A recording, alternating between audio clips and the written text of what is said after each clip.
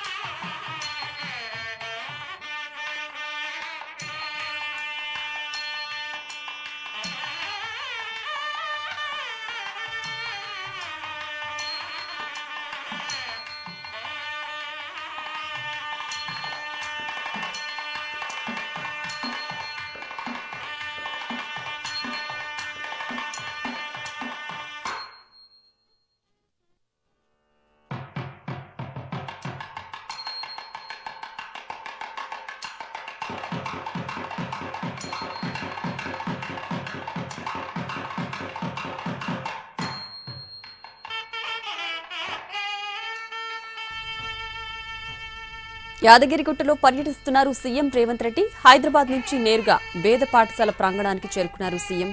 పెద్దగుట్టపై వేద పాఠశాల నిర్మాణానికి శంకుస్థాపన చేస్తారు. టెంపుల్ సిటీలో 15 ఎకరాల విస్తీర్ణంలో 43 కోట్ల రూపాయలతో ఈ వేద పాఠశాలను నిర్మించనున్నారు. ఆ తర్వాత ఆలయానికి సంబంధించి 4 అభివృద్ధి పనులకు శంకుస్థాపన చేస్తారు సీఎం.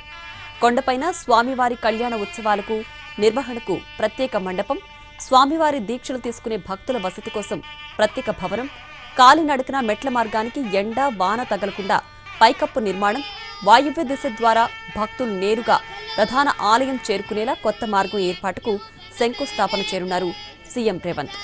దాదాపు 100 కోట్ల విలువ చేసే వివిధ అభివృద్ధి పనులకు శంకుస్థాపన చేస్తారు.